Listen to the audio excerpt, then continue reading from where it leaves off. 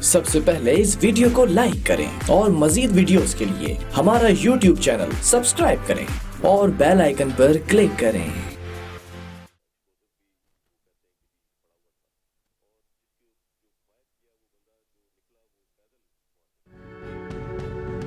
आप देख रहे हैं अवाम के उठाए गए सवालात, हालत आसरा पर तबसरों, तज्जियों, खबरों पर मुहित प्रोग्राम न्यूज लाइन रिदा सैफी के साथ। अस्सलाम वालेकुम, मैं हूँ रिदा सैफी। नाजरीन, नैब में कोरोना का डर, लेकिन लाहौर हाई कोर्ट में कोरोना नहीं है। अदालत पहुंच गए आज शहबाज शरीफ साहब और अदालत से जो है रिलीफ भी मिल गया है। अदालत ने नैब को शहबाज शरीफ को गिरफ्तार करने से रोक दिया है 17 जून तक। आखिरकार कब तक नैब से भागेंगे, सवाल ये कर रही है ओपोजिशन, जो कि कल भी यहाँ पे यही बात हो रही थी। दूसरी जानिब वजीर आजम इमरान खान साहब ने एक और नोटिस ले लिया। ये जो नोटिस लेने का, इनका इंक्वायरियां बनने का इस मुल्क में एक चलन चलाओ है और जो मामलात हैं वो हमारे और आपके सबके सामने हैं, लेकिन अनफॉर्चुनेटली उनका क्या डायरेक्टली आवाम तक कोई जो है उसका फ़ायदा पहुंचता है, ये भी एक बहुत बड़ा सवाल है जो कि सदियों से करते आ रहे हैं कि नोटिस तो ले लिया है लेकिन आया इसका कुछ फ़ायदा भी होगा। क्योंकि इस वक्त भी शहर कराची के अंदर पेट्रोल पंप्स की सूरत हाल ये है कि पेट्रोल पंप्स पे पेट्रोल अवेलेबल नहीं है। बेशतर पेट्रोल पंप जो है सब बदमाशी पर उतर आए और अपनी मनमानियाँ कर रहे हैं इस वक्त। और जाहिर सी बात है, चूंकि वजीर आजम साहब ने अब नोटिस लिया है, ओगरा भी कह रहे हैं हमने नोटिस ले लिया, फला कह रहे हैं हमने नोटिस ले लिया। सो व्हाट विल हैपन, ये देखना ये कि आखिरकार आगे जाके क्या होता है। दूसरी जानिब जी, नैब के शिकंजे से वजीर आला सिंध भी ना बच पाए हैं और जी वजीर आला सिंध को भी जो है नैब ने अब बुला लिया है और नोटिस भेज दिया है रावलपिंडी नैब ने। अब देखना ये है कि वजीर आला सिंध मुराद अली शाह के लिए जो नैब की खतरे की घंटी बजी है वो क्या आखिरकार जो है मामलात लेकर आएगी, क्योंकि कल 11 बजे उनको बुलाया गया है, ज़रा ये कहते हैं, और ये तीसरी बार उनको तलब किया गया है। और वज़ीर आला सिंध नैब में पेश होने का फ़ैसला भी कर चुके हैं। नैब की जानिब से वज़ीर सिंध की पेश पर सिक्योरिटी भी पेशी पर मांग ली गई है, ज़रा ये बता रहे हैं। देखना ये है कि अब क्या फ़ाइनल आगे जाके इन्वेस्टिगेशन इस सारे सिचुएशन में भी होती है। दूसरी जानिब आज हम एक और तमाशा देख रहे थे। कल एक तमाशा लगा हुआ था, पूरे मुल्क उसको देख रही थी, वो शहबाज शरीफ साहब की गिरफ्तारी का था। और आज राना सनाउल्लाह की गाड़ी के हवाले से पुलिस ने रोक ली, तलाशी देने से इनकार किया उन्होंने। तो गाड़ी की तलाशी लेने के बाद ही आगे जाने दिया जाएगा, पुलिस ये कहती रही। एक तमाशा वो उधर लगा रहा। तो कोरोना है, उसके बावजूद ये सब कुछ चल रहा है, तो जाहिर सी बात है आवाम ने भी नॉन सीरियस पर होना ही है कि हर जगह इतने आपने रश लगाने, हर जगह इतने आपने तमाशे लगाने, तो फिर ये कोरोना को तो कोई सीरियस लेगा नहीं। और उसके हालात ये हैं कि अब जी एक एक दिन में जो है वो 3-3, 4-4 हज़ार केसेस जो है वो जा रहे हैं जी, रिपोर्ट हो रहे हैं ओवरऑल मुल्क से अगर देखा जाए, जो कि which is very alarming and concerning. दूसरी जानब वज़ीर आज़म की ज़ेर सदारत आला सतह का इजलास हुआ और उसमें लॉकडाउन सख्त करने के ऑप्शन पर भी गौर किया गया है, क्योंकि जाहिर सी बात है अब कोरोना के जो मरीजों की तादाद है वो बढ़ती जा रही है, जैसे कि मैंने अभी आपको बताया, और अमवात में भी तशवीशनाक इजाफा हो रहा है। और आज का दिन चूंकि बहुत हैपनिंग रहा है, इसलिए मुझे ये सारी चीज़ों पे बात करनी पड़ रही है कि जी सुप्रीम कोर्ट ने बीआरटी मंसूबे के हवाले से भी सवालात उठा दिए हैं और अब ये कह दिया गया है सुप्रीम कोर्ट को आज कि जी इस केस को चलने दीजिए, रोके मत। हुकूमत ने जो इल्तिवा मांगना था उसके बजाय केस चलाने की हिदायत कर दी है। तो क्या केस निमट जाएगा पहले या बीआरटी बन जाएगी पहले, ये भी बहुत बड़े सवाल है, क्योंकि ना बीआरटी अब तक जो है वो मुकम्मल हुआ है प्रोजेक्ट अनफॉर्चुनेटली, और ना ही हम देख रहे हैं कि जी केस चलाने की बात हो रही थी जो कि अब कह दी गई है। वेल, मैं अपने मौजूद मेहमानों की तरफ बढ़ती हूँ पैनल में वक्त ज़ाया किए बगैर।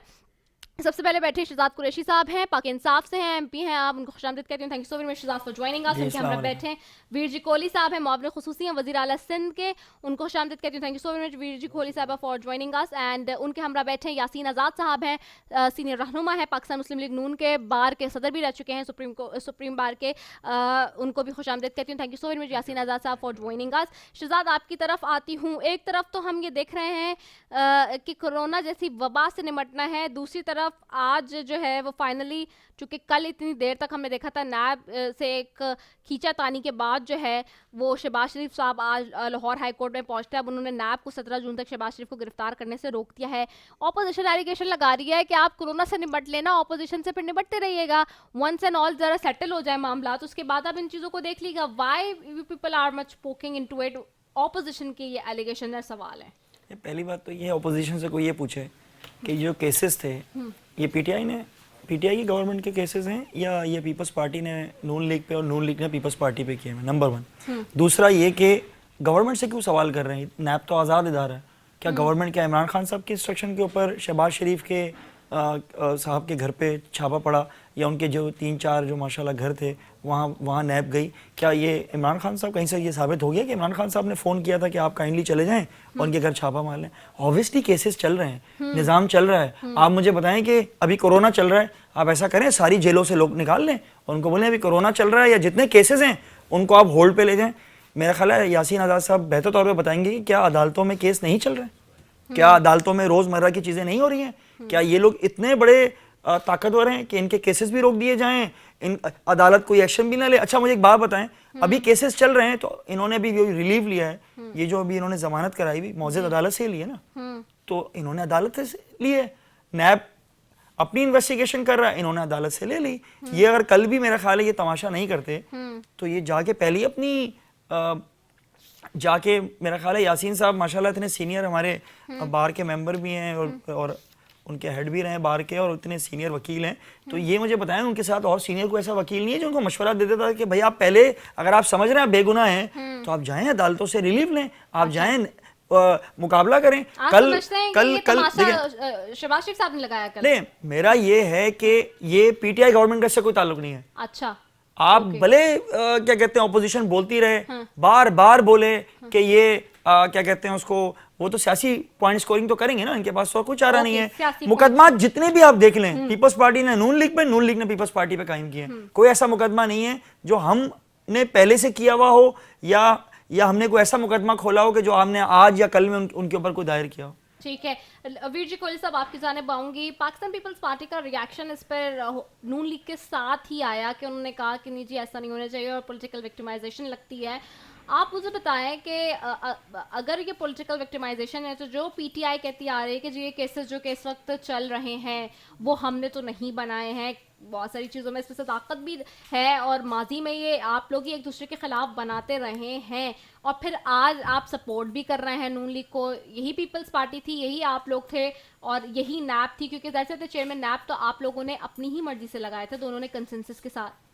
बहुत शुक्रिया आपका। देखें, पहली बात तो ये है कि बात किसी के सपोर्ट की नहीं है, बात लॉजिकल की है, बात है असूल की, असूल परस्ती की बात हम करते हैं। हम कहते हैं कि रात को 12 बजे आप फरियाल तालपुर को भी नहीं पकड़ सकते उस रूल्स की वायोलेशन करके, और जिस तरह आपने मरियम बीबी को पकड़ा वो भी आप नहीं पकड़ सकते थे। हमने असूल की बात की है, वो किसी के खिलाफ हो, नंबर 1। नंबर 2 कि हम नहीं कह रहे, ये नैब चेयरमैन और पीटीआई वाले कह रहे हैं, क्योंकि जब गिरफ्तारी होती है उससे 10 दिन पहले आप कह चुके होते हो कि हमने आज उनको मूंछों में पकड़ के मैंने अंदर कर देना है। कुछ दिनों के बाद नेब वही एक्शन लेती है और वो लोग पकड़े जाते हैं। लेकिन देखें, और नेब का चेयरमैन कहता है कि अगर मैं इनको पकड़ूंगा तो इनकी हुकूमत गिर जाएगी, इसके लिए मैं नहीं पकड़ रहा हूं। तो ये सारी चीजें एक हैं जो सामने आ रही हैं। मिसाल रेफरेंस बन गए, ठीक है, जो भी हुकूमत वक्त थी उन्होंने रेफरेंस बनाए, किसी ने बनाया वो अलग मैटर, रेफरेंस बनाना अलग चीज है, लेकिन रेफरेंस बनने के बाद गिरफ्तार जिस तरह से करते हो वो एक अलग मैटर है। आपने इससे पहले 133 दिन तो शहबाज शरीफ थे ना जेल में, आप उस वक्त जो भी स्टेटमेंट लेनी थी ले लेते, आपने नहीं लिया। इस तरह इससे सिर्फ ये नहीं, आप खाकान अब्बासी देख लें, साबिक प्राइम मिनिस्टर ऑफ पाकिस्तान, साबिक प्रेसिडेंट ऑफ पाकिस्तान, आपने कितने दिन जेलों में रखा और कोई चीज नहीं मिली, फिर बाहर निकल आए। वो जिस दिन स्टेटमेंट देते हैं या असेंबली में जाके बात करते हैं, अगले दिन आप नेब को कहते हो वो अरेस्ट करके ये इलीगल है, गैर कानूनी है। इस तरह रेफरेंस नहीं होते, रेफरेंस होता है उसके बाद आप उसको इन्वेस्टिगेट करते हो, इन्वेस्टिगेशन करने के बाद आप उनको पनिशमेंट देते हो, उसके बाद वो जाके जेल में डालते हो। ये तरीका गलत है, ऐसे नहीं होता। मीर शकील का क्या 34 साल पुराना केस है, मुझे बताएं क्या प्रूफ हुआ है जो उनको आपने जेल में डाल के रखा हुआ है? आप ठीक है चलाएं केस, क्योंकि ये मैं भी वकील हूं, सिविल मैटर में ऐसा नहीं होता। सिविल मैटर में जब सजा होती है प्रूफ हो जाता है और कोर्ट जब सजा देती है तब उसको जेल में डाला जाता है। ये तरीका गलत है, ये सियासी इंतकाम है और ये इंतकाम की आग में इतने अंधे हो चुके हैं कि इनको ना कोरोना नजर आता है ना और कोई चीज नजर आती है। ये जो बोलता है, सीएम साहब अगर स्टेटमेंट देता है, हक की बात करता है, विक्टिमाइजेशन हो रही है पॉलिटिकल। जब भी सीएम ने स्टेटमेंट दिए अगले दिन नोटिस आया, जब भी बिलावल ने स्पीच की अगले दिन नोटिस आया। अच्छा, मतलब ये केसेस पे गलत है सारे। अब ये तो गैर कानूनी ठेका देने का इल्जाम आप है करें ना इंक्वायरी। अच्छा ठीक है, ठीक है। हाँ। आप इतने अगर आप इंसाफ की बात करते हो तो मुझे बताएं कि जो आपने 400% जो मेडिसिन जो इंक्वायरी में प्रूफ भी हो गया, तो अब उसको क्यों नहीं नेब ने पकड़ा या किसी और ने क्यों नहीं पकड़ा? आप चीनी का प्रूफ हो गया, नाम भी आ गए, उन्होंने कहा नहीं हम फॉरेंसिक, वो भी आ गया, फिर भी नहीं पकड़ा। क्यों नहीं पकड़े? बीआरटी का क्यों नहीं पकड़ा? बहुत सारे 50 में केस आपको बता सकता हूं। जो पंजाब के सबसे बड़े डाकू थे जो उनके साथ बैठे हैं, उनको क्यों नहीं पकड़ा? फिर तो साशी गवान को क्यों नहीं पकड़ा? 50 लोग मैं बता सकता हूं जिनके ऊपर रेफरेंस है, क्यों नहीं पकड़ा? सिलेक्टेड आपने एक या पीपल्स पार्टी के पकड़ने या नून लीग के पकड़ने, ये एहतसाब है और ये पाकिस्तान की तारीख में से पहले कभी ऐसा नहीं हुआ। ठीक है, यासीन आजाद साहब आपकी तरफ आऊंगी। बताइएगा कि शहबाज शरीफ साहब कह रहे थे कि नैब में कोरोना है, इस वजह से नहीं जा रहा, तो अदालत चलेगा। उस वक्त कोरोना का डर नहीं था और अगर लेनी ही थी बेल तो पहले जाके नहीं करवा सकते थे।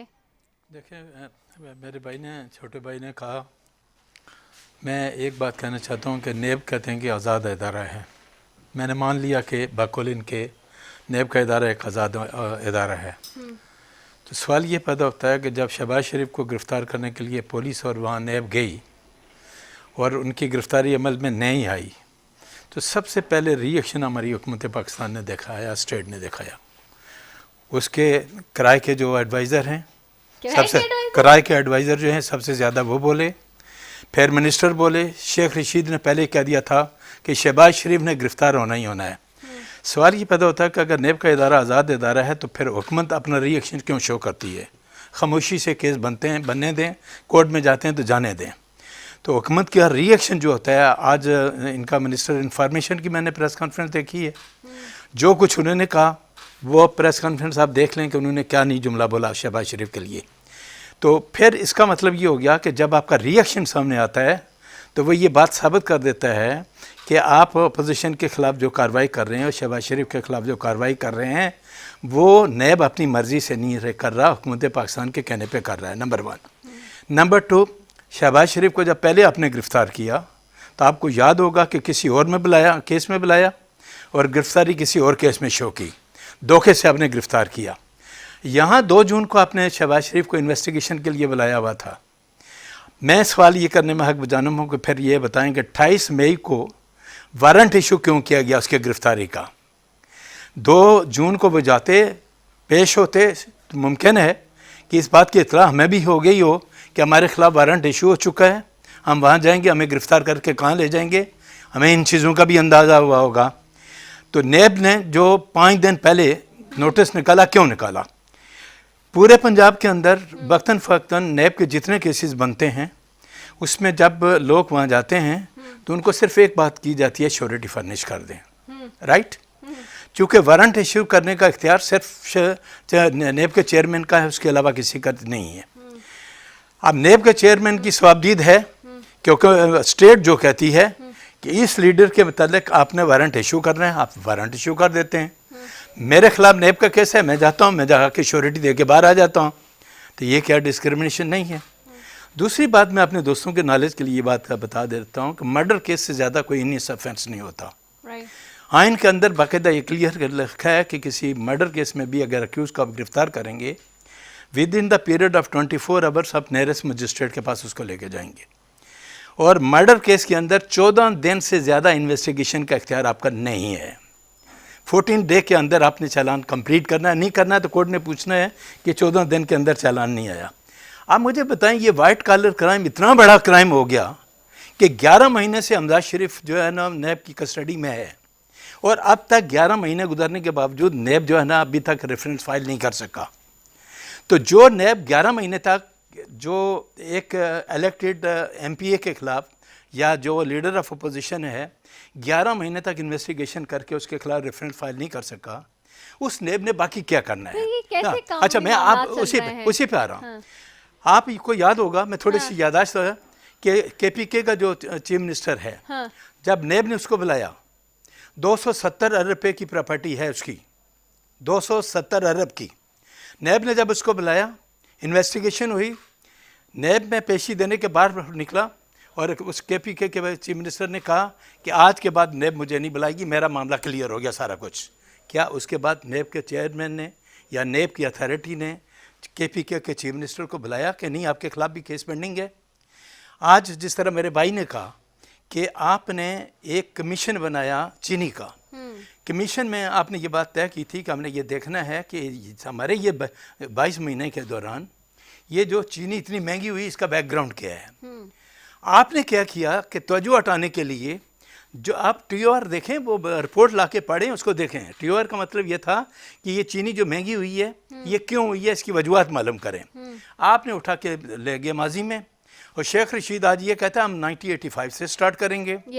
यही कह रहे हैं ना शेख रशीद। और वो शहजाद इकबाल जिसके मतलब जहांगीर तरीन का एक मैंने छोटा सा स्टेटमेंट देखा है, उसने कहा शहजाद इकबाल मेरे खिलाफ बकवास करना बंद कर दो।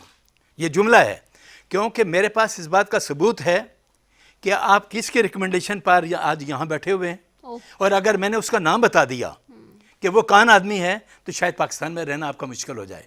शहजाद अकबर बैरिस्टर जो है उसके खिलाफ जस्टिस फैज़ ईसा ने जो CMA सुप्रीम कोर्ट में फाइल दाखिल की है, क्या आपने पढ़ी है? कि ये बताएं, नहीं उसमें ये सवाल हुए, 16 सवाल उठाए गए कि ये बताएं आपकी बीवी कहाँ है, ये बताएं आपके बच्चे कहाँ हैं, ये बताएं आपकी दौलत कहाँ है। 16 सवाल उठाए, उनका जवाब तो दें ना, सामने आए।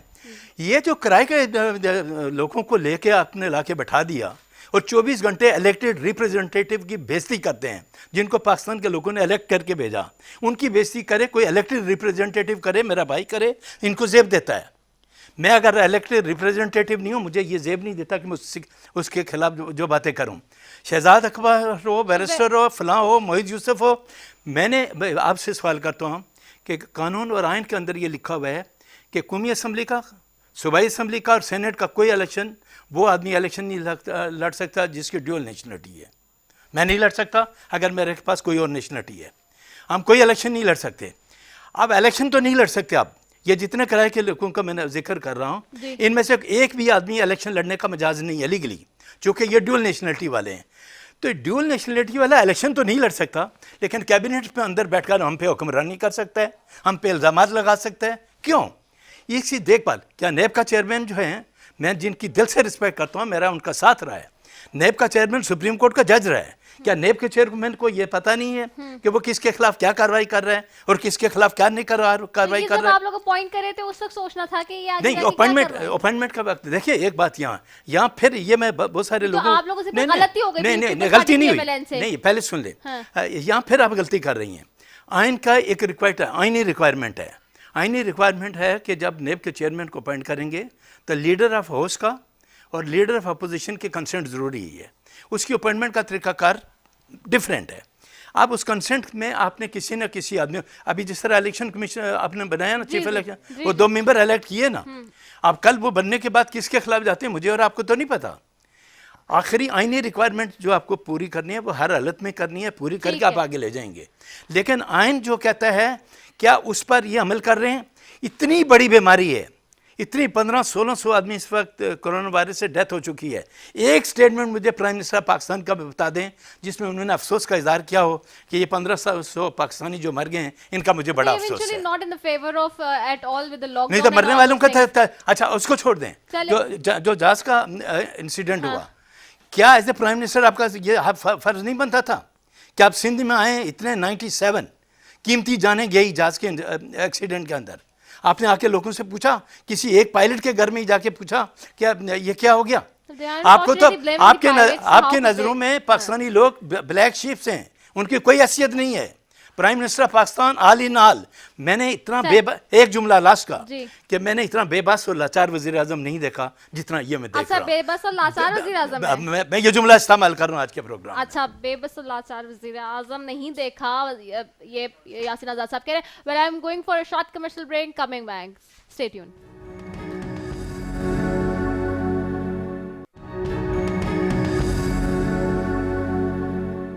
वेलकम बैक जी। और आज जो है ना मुझे बहुत नाला नज़र आ रही है PMLN और ख़ासतौर पे यासीन आज़ाद साहब कह रहे हैं जिस तरह से कि जी इतना बेबस और लाचार वज़ीर आज़म ने देखा। क्यों भाई इतना आप लोगों ने क्यों जो है वो कोरोना के ऊपर भी और इस सारे मामला पे, और जैसे यासीन साहब ने इस वक्त इलेबोरेट किया है लीगल टर्म्स में सारी चीज़ों को कि नैब के इस तरह से दायरे इख्तियार में बहुत सारी चीज़ें नहीं हैं और जो हो रही हैं और जहाँ है वहाँ वो कर नहीं रहा, तो ये अकाउंटेबिलिटी क्यों एक तरफा है खाली ऑपोजिशन वालों की? क्यों जिस तरह KP के चीफ मिनिस्टर की निशानदेही वो कर रहे हैं, बाकी लोग की निशानदेही कर रहे हैं आपकी पार्टी के, क्यों नहीं उनके खिलाफ कार्रवाई हो रही? देखिए, पहले तो मैं यासीन साहब हमारे मेरे लिए बड़े काबिल एहतराम, बहुत मोहतरम शख्सियत है। मैं सिर्फ ये कहना चाहूँगा, इन्होंने कहा कि इमरान खान साहब ने कोरोना को लीड नहीं किया या कोई ताज़ियत का इजहार नहीं किया। इमरान खान साहब ने भरपूर तरीके से लीड किया है, अभी तक कर रहे हैं, कौम को डायरेक्शन भी दे रहे हैं और उनको अफसोस होता है इंसानी जानों का, और ऑब्वियसली मेरे ख्याल है हर इंसान को होता है, और वो मुल्की सरबराह हैं, तो मैं इसका आपको बता दूं ऐसा है। दूसरा ये कि बार बार हमसे सवाल किया जाता है, ये ऐसे 3 घर हैं मोहल्ले में, एक घर में पुलिस छापे मारती है और हर दफ़ा पुलिस उसी घर में छापा मारती है। तो वो जो जिस घर में छापा मारती है वहाँ पर उसकी वालिदा कहती है कि हर दफ़ा मेरे बेटे पे ही छापा क्यों मारती है? तो वो ये नहीं देखती कि उनका बेटा चोरी करके आता है या करप्शन करता है या उन्होंने कुछ किया है तो जाएंगे ना। आप ये कहना चाह रहे हैं मैं यहाँ बैठा हुआ हूँ कि मुझे नैब क्यों नहीं पकड़ती? तो भाई नैब मैं कुछ करूँगा, जब मैं 2-2 हाथ करूंगा इस मुल्क कौम के पैसे से, कोई करप्शन करूंगा, कोई चीज तो ही पकड़ेगी। और दूसरा ये कि देखिए एक चीज मैं आपको बता दूं, चाहे वो BRT तो फिर 11 महीने हो गए या कुछ भी है, वो जो 3-4 केसेस के हमेशा नहीं ऑपोजिशन वो 3-4 केसेस के हमेशा नाम ले रही होती है, लेकिन मैं आपको बता दूं 11 महीनों से लोग हैं, अगर उसमें कोई भी हमारी PTI का या हमारी गवर्नमेंट का कोई इन्वॉल्व होगा, मैं आपको हल्फिया बोलता हूँ वो नहीं बचेगा। और दूसरी सबसे इंपॉर्टेंट बात जो इन्होंने कही, चीनी रिपोर्ट, इनके जमाने में तो चीनी रिपोर्ट आती नहीं थी, इनके जमाने में कोई रिपोर्ट अवाम के सामने पेश नहीं होती थी। हमारा मेरा ख्याल है ये हमसे शायद खता हो गई है कि हमने रिपोर्ट भी दे दी है, उसकी फॉरेंसिक रिपोर्ट भी आ गई है और इंशाल्लाह कार्रवाई भी होगी और जो लोग मुलव्वस थे उनको करार वाक़ई सजा भी मिलेगी। अब तीसरी चीज़ आ जाए, आपने कहा कि कोरोना में आप सिंध गवर्नमेंट का वफाक का आपस में मवाजना कर लें, और अच्छी बात है, जमहूरियत में मवाजना होना चाहिए। जमहूरियत नाम ही इसी का है कि भाई हमारी परफॉर्मेंस देखो और अपनी देखो। मास्क हम दें, एहसास प्रोग्राम के तहत पैसे हम दें, बिजली का रिलीफ हम दें, कर्जे आसान हम करें, रिफंड्स हम दें बिजनेसमैन को, आप सारे इकदाम देख लें हमने किए हैं। इन्होंने प्रेस कॉन्फ्रेंसेस के अलावा क्या किया मुझे आप बताएं ना। और रही बात शहबाज शरीफ साहब बीमार हैं, अल्लाह पाक उनको सेहत दे। मैंने लास्ट प्रोग्राम में भी कहा था किसी की बीमारी से हम पॉइंट स्कोरिंग नहीं करना चाहते। वो वहाँ से यहाँ आए तो उनको पता था वो बीमार हैं और वो उनकी एज क्या है, उनकी एज यहाँ तो नहीं हुआ कराची एयरपोर्ट पे पहुँच के या अपने घर पहुँच के पता चली कि मेरी एज क्या है। उन्होंने कहा था मैं आके लीड करूँगा, तो वो कहाँ है वो लीड। और दूसरा मैं बार बार कह रहा हूँ, नैब अपोजिशन माने ना माने आज़ाद इदारा है, वो अपनी कार्रवाइयाँ जारी रखेगा, वो चाहे हमारे खिलाफ हो, अगर हमने कुछ गलत किया है या इन्होंने किया है, अदालतें हैं। अब इनको अदालत से जमानत भी मिल गई, मौजूद अदालत से, तो खुदा ना खास्ता मैं ये बोलना शुरू कर दूं कि ये अदालतें इनसे मिली हुई हैं। ऐसे नहीं होता ना, आप देखिए। और दूसरा ये कि जब छोटा चोरी करता है उसके मुकदमात भी चल रहे हैं, पुलिस उसके घरों में छापे भी मार रही है, रोजाना थाने भरे हुए हैं, जेलें भरी हुई हैं, सब कुछ काम चल रहा है। इनका काम रोक दे क्योंकि कोरोना है, तो अगर कोरोना है तो बाकी चीजों को भी रोक देना चाहिए, निजाम हुकूमत भी रोक देना चाहिए। बड़े कोरोना है, हम तो कह रहे हैं कोरोना से लड़ना है, डरना नहीं है। निजाम जिंदगी इंशाल्लाह चलता रहेगा, हम इसका भरपूर तरीके से मुकाबला करेंगे। लेकिन खुदारा नैब कुछ भी करती है ना, उसको PTI से ना जोड़ा जाए। अच्छा ऐसा भी होता है, मैं सियासतदान हूँ, मैं सुबह शाम क्या कहते हैं चैनल्स देखता हूँ, रिसर्च करता हूँ, न्यूज़पेपर पढ़ता हूँ, मुझे अंदाजा हो जाता है कि फला आदमी गिरफ्तार होने जा रहा है। तो उसका हरगिज़ मकसद नहीं है कि मैं नैब के साथ मिला हूँ या नैब ने मुझे पहले से बता दिया कि वो गिरफ्तार होने जा रहा है। जब आप किसी भी अदालत के केस को फॉलो कर रहे होते हैं तो आपको अंदाजा हो जाता है कि कौन कब गिरफ्तार होगा या अगली पेशी में क्या। लोग प्रेडिक्शन तो दे सकते हैं ना, ऐसा तो नहीं हो सकता कि प्रेडिक्शन देते हैं आप लोग, ठीक है चले, मतलब कंफर्म आप मुझे बता दें कि शेख रशीद साहब अच्छा चले प्रेडिक्शन से मैं भी आपकी तरफ आऊंगी। विजिकुली साहब मुझे बताएं, अब वज़ीर आला सिंध कल जा रहे हैं, पेश हो रहे हैं, क्योंकि पहले तो नहीं हुए थे इससे पहले पेश, और फिर बार बार यही सवाल उठता था कि जी वो भी क्यों नहीं पेश हो रहे हैं, और बार बार जो है वो इस्तिस्ना ले लेते थे। अब हाजिरी से अब जा रहे हैं, तैयारी पूरी है, क्या सिचुएशन है? अपने जो लीगल एक्सपर्ट हैं उनसे ओपिनियन ले रहे हैं, वो तो डिसीजन उन्हें लेना है, क्योंकि ये नई बात नहीं है, ये आते रहते हैं, इसका कोई हमारी टेंशन नहीं है। लेकिन मैं आपको बताऊं कि आपको पता है बीच में तो उनके हवाले से भी चल गई थी कि आते गिरफ्तारी होने रहे, वाली नहीं वो है। तो गिरफ्तारी यहाँ तो पता नहीं हुई। एक बात है, इसका मतलब एक ये कि बात है, प्रोटेक्शन किसी ने दे दी कि नहीं नहीं हुई? एक बात है, अच्छा, एक बात है कि अगर इनको किसी को गिरफ्तार करना होता है तो वो तो हमारे सामने है। वो जिसको गिरफ्तार करना होता है वो केस कहीं ना कहीं से 34 साल पहला भी निकल सकता है, किसी के थैले से हीरोइन भी निकल, वो तो कुछ भी हो सकता है ना, उसको छोड़ें। अगर आपको गिरफ्तार करना होगा तो आप शो करके बाहर निकले, घर जाने से पहले आप गिरफ्तार हो जाएंगी और हीरोइन आपके बैग से भी निकल सकती। मसला ये मैं बताऊं कि जिस तरह लोगों को, जिस तरह झूठ बोल के लोगों को बेवकूफ बनाया जा रहा है, मैं आपको सिंपल बताऊं कि भाई ठीक है मेडिसिन, एक मिनट सिर्फ एक मिनट मुझे बात करने पासदारी नहीं हो रही, नहीं इस तरह होनी चाहिए। ये जो मेडिसिन का केस पूरा चला, तो आपको पता है कि 400% मेडिसिन का रेट बढ़ा, ठीक है, और जो कैबिनेट ने परमिशन दी, वफाकी काबीना ने जो परमिशन दी कि आप इंडिया से मेडिसिन मंगवाएं, सिर्फ वो मेडिसिन जो पाकिस्तान में अवेलेबल नहीं है और जो लाइफ सेविंग है, ठीक है, जो मेडिसिन वहां से आई वो आई जो यहां पर हर चीज मिलती है। 367 वो मेडिसिन आई जो पाकिस्तान में अवेलेबल थी, उस पर नोटिस हुआ। तो मुझे बताया नोटिस होने के बाद ना कोई बंदा गिरफ्तार हुआ और ना मेडिसिन की कीमत जो है वो कम हुई, ठीक है। दूसरा नोटिस हुआ चीनी पे। अच्छा, चीनी का जो आप रिपोर्ट की बात कर रहे हो, जो मेरे भाई बात कर रहे हैं कि जी बड़ी बात है जी, पाकिस्तान की तारीख में पहली दफा, आपको पता है कि रिपोर्ट शो इन्होंने नहीं की, वो तो मीडिया में आई है। मीडिया में आने के बाद फिर ये तो 28 फरवरी की आई हुई है, तो फरवरी के बाद भी 2 महीने के बाद रिपोर्ट क्यों शो हो रही है? इससे पहले आपको पता है कि ये बयान ऑन द रिकॉर्ड है कि वजीर आजम पाकिस्तान ने कहा कि मुझे पता है किसने किया, लेकिन मैं उसके नाम नहीं ले सकता। हमारे थरपारकर में ये होता है कि जो अपना क्या कहते हैं, जो जेठ होता है ना बड़ा, या सुसर होता है, उसका औरत नाम नहीं लेती है। तो ये क्योंकि उनके अपने थे, करीब साथी थे, नाम नहीं ले सकते थे, उन्होंने नाम नहीं लिया था। ये तो मीडिया में रिपोर्ट लीक होगी, लीक होने के बाद फिर उन्होंने फिर अगले दिन आके प्रेस कॉन्फ्रेंस करके हाँ जी हमने शो कर दी नंबर। अच्छा चलो एक्शन हो गया, बंदे भी नाम आ गए, सारा कुछ हो गया, लेकिन जो एक्सपोर्ट करने वाला बंदा था उसकी स्टेटमेंट नहीं ली। वो तो president of Pakistan, sorry prime minister of Pakistan था, उनकी ना कमिश्नर उन्होंने स्टेटमेंट ली, ना वो अक्यूज है, ना कुछ भी नहीं है। आप समझते हैं कि प्राइम मिनिस्टर साहब के खिलाफ इन्वेस्टिगेशन नहीं, क्यों नहीं होनी चाहिए? जब चीनी बाहर से यहाँ से बाहर जाए या बाहर से आए तो किसकी परमिशन दी जाती है? अच्छा, कोई और कर सकता? तीसरी बात मुझे बताएं कि ये इसके बाद नोटिस लिया जो फ्यूल का आजकल, मुझे बताएं कि उसका रेट कम या ज्यादा हुआ? नहीं हुआ।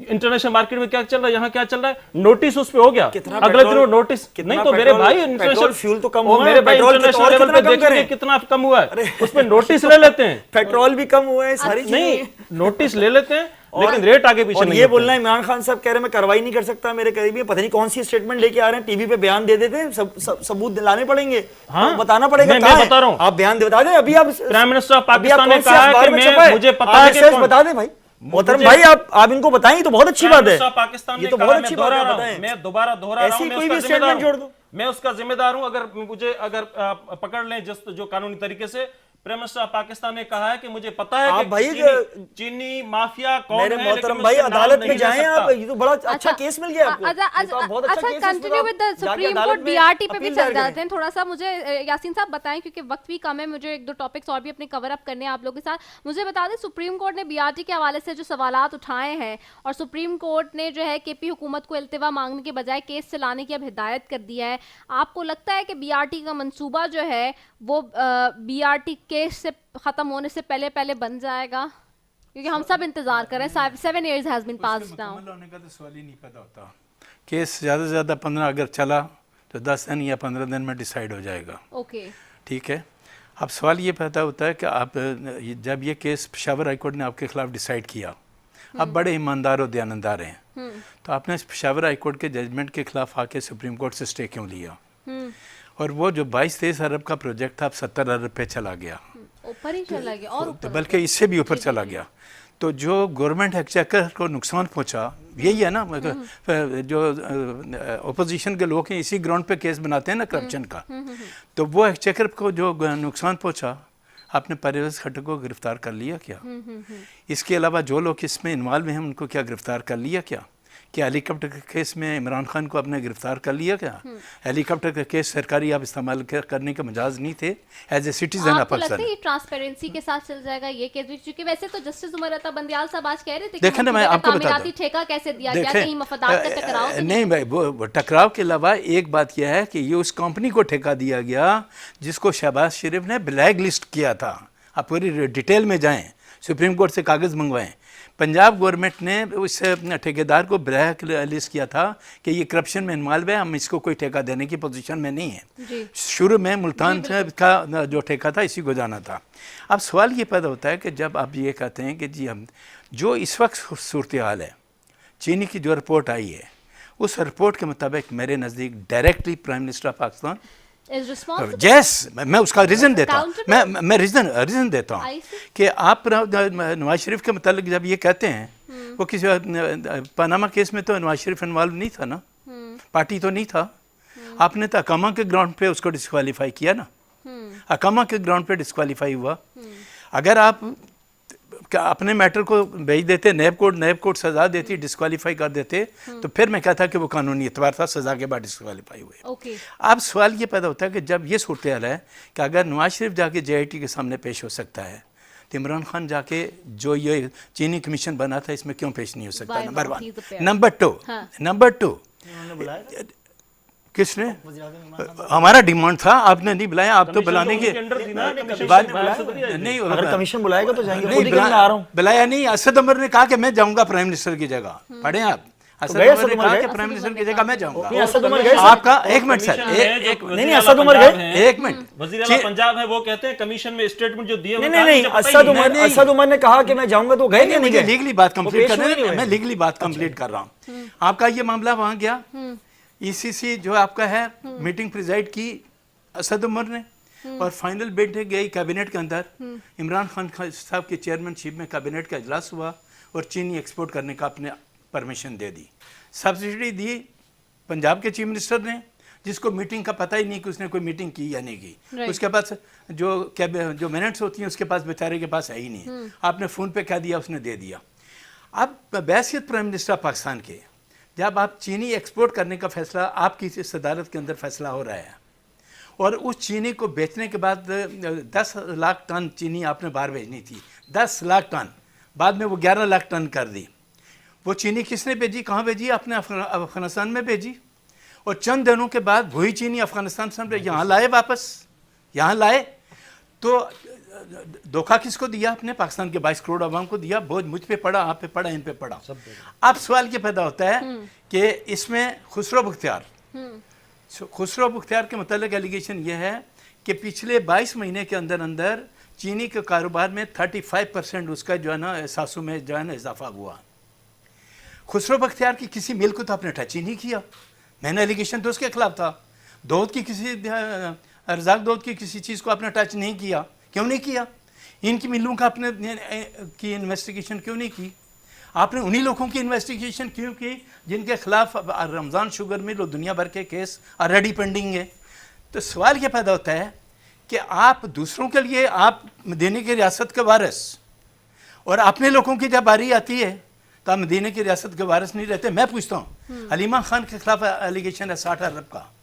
इमरान खान साहब, आप वाकई अगर मदीने 60 अरब का अगर एलिगेशन है, जिसमें से 2 करोड़ रुपया उन्होंने सुप्रीम कोर्ट में जाके दिया, 4 करोड़ रुपया उन पे जुर्माना है। फाइन के तौर आप इतना तो कहें कि आप कहती हैं कि मैं सिलाई की मशीन से जो है ना इतने पैसे कमाए, तो वो सिलाई की मशीन मुझे भी दे दें, मैं भी ताकि इतने पैसे कमा लूँ।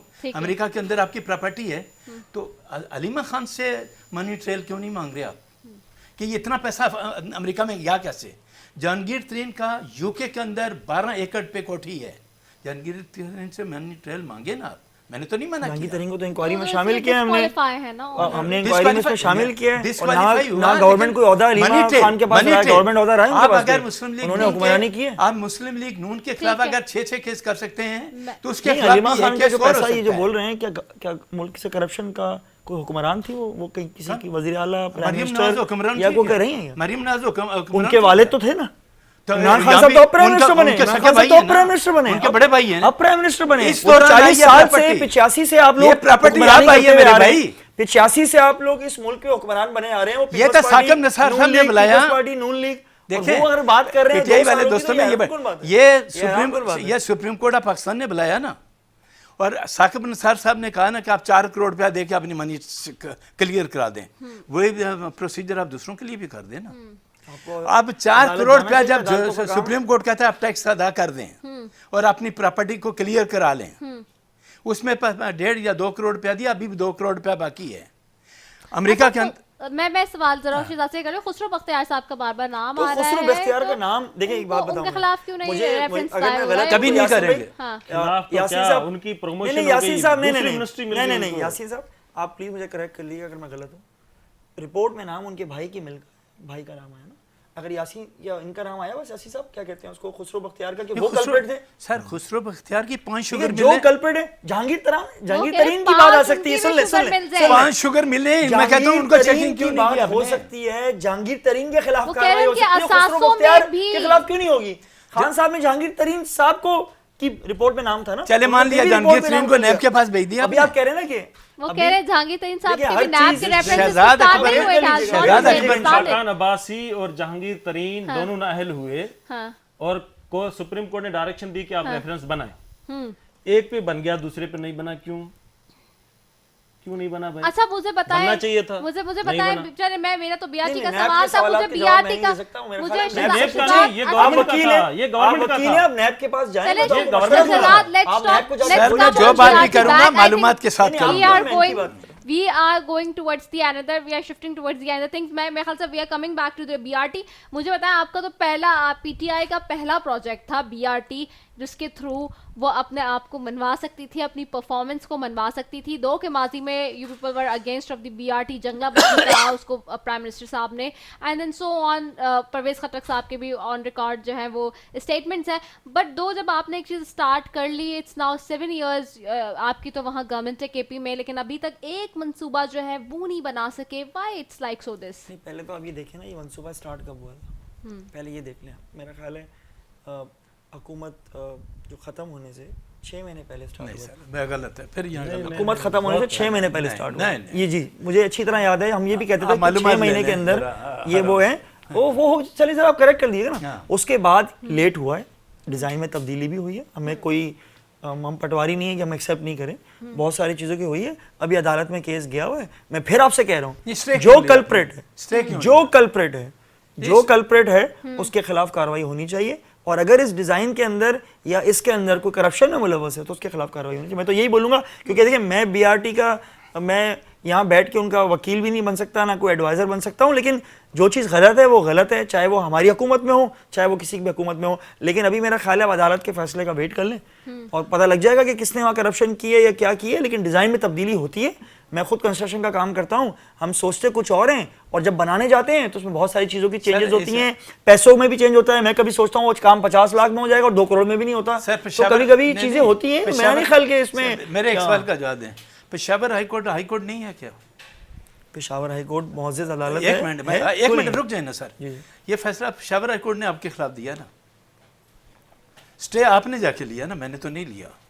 अगर आप इतने फेयर थे तो आपने पेशावर हाई कोर्ट के फैसले को एक्सेप्ट क्यों नहीं किया और गलतियों की निशानदेही क्यों की? आप यहाँ अपील में क्यों आ गए सुप्रीम कोर्ट? अच्छा, मेरा सिर्फ आपसे एक मदमाना गुजारिश भी और एक सवाल है, क्या हमारे खिलाफ इंडिविजुअल बेसिस पे भी या गवर्नमेंट लेवल पे भी, या जो आप अपनी पार्टी को देख लें, जब आप लोगों के खिलाफ केसेस के कोई फैसले होते हैं तो आप लोग क्या और बड़ी उससे मौजूद अदालत में नहीं जाते अपना केस सही तरह पेश करने के लिए? बिल्कुल कभी कभी ऐसा भी सर होता है कि कोई कुरान हदीस नहीं है, कभी कभी अदालतों के फैसले भी एक्सेप्ट नहीं होते, लेकिन मौजूद अदालत होती है तो हम उनके खिलाफ कुछ बोल नहीं सकते। हम उसके ऊपर वाली अदालत में जाके अपील करते हैं, जो कि एक कानूनी राइट भी है। एक फैसला आया था, सॉरी मैं एक फैसला आया था जो साबिक डिक्टेटर के खिलाफ, आपके पास अपील का राइट था, आपने इस अदालत का और उसका क्या हशर नशर किया, पूरी दुनिया में तमाशा किया हमारे जुडिशियल सिस्टम का। डिक्टेटर को तो आपने जाने लिया, परवेज मुशर्रफ को जाने किसने दिया? यासीन भाई यहाँ प्लीज बोलिएगा, जज को डिक्लेयर कर दिया किसकी गवर्नमेंट में वो बाहर गए? आप क्या बात कर रहे हैं? किसी गवर्नमेंट में बाहर गए?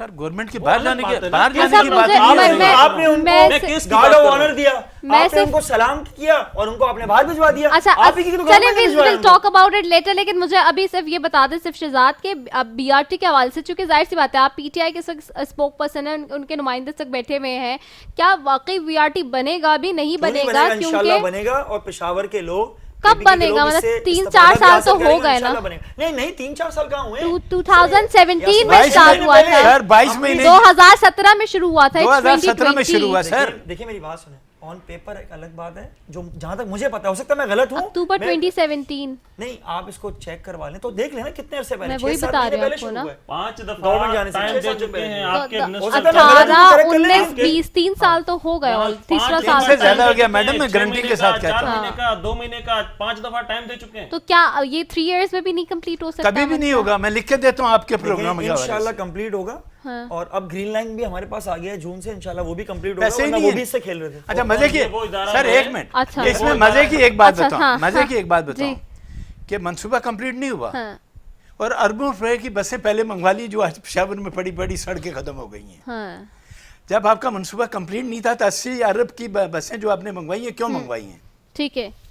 और जिसने मंगवाई हैं वो भी नेब अच्छा, by the कैसे way, अच्छा, आप तो कह रहे ग्रीन लाइन भी शुरू हो जाएगा, आपको By the टॉन्ट way, कर जो रहे BRT हैं। जब बनेगा ना कुछ नहीं इंशाल्लाह, पाए, फिर उनको तोड़ा मैं आपको बता रहा हूँ BRT इंशाल्लाह बनेगा ना, तो हाँ। जितनी इन्होंने जो मेट्रो बनाई थी ना सब शर्माएंगे, क्योंकि सबको हाँ, पता है वो कि वो किस शर्मा तो किस्म का रही है बहुत बड़ा वैसे। प्रोजेक्ट है वो। अच्छा। उसके अंदर साइकिलिंग है, आपका भरपूर तरीके से पूरी लेन्स हैं, और पूरा ये वही- एक कहना चाहिए। और कितने, अच्छा सर मुझे अच्छा। आपको इतनी नॉलेज है, आप मुझे ये भी हाँ। सर बता दें कितने किलोमीटर है वो BRT? नहीं ये किलोमीटर था, मैंने नहीं नापा, जो चीज मेरे नहीं, मैं नॉलेज बता में है रहा वो हूँ, बात मैं- नहीं मैं- करता। अच्छा, मैं बता रहा मुझे हूँ सिर्फ जो वन वर्ड एक- चाहिए, एक वन लास्ट वर्ड चाहिए आप लोगों से। मुझे बताएं आज वज़ीर आज़म की आज़ाद सतह का जो इजलास हुआ इसमें भी लॉकडाउन सख्त करने के ऑप्शन पर गौर किया जा रहा है। क्या वफाकी हुकूमत जो खुद डे वन से कहती आई थी कि जी मुल्क में स्मार्ट लॉकडाउन हो, या नर्म आप लोगों ने किया था, सिंध हुकूमत के बड़े अगेंस्ट भी रहे, अब क्या आप लोग लॉकडाउन को सख्त करने जा रहे हैं? लॉकडाउन को नहीं, स्मार्ट लॉकडाउन की तरफ जा रहे हैं। वो बयान यही है स्मार्ट लॉकडाउन का कि उस पर थोड़ी सख्ती करेंगे कि जिन एरियाज से निकलता है या जिन एरियाज पे हमें थोड़ी सख्ती करनी चाहिए, उसमें सख्ती करने में कोई हर्ज भी नहीं है। मैं तो सिंध गवर्नमेंट से भी अपील करता हूँ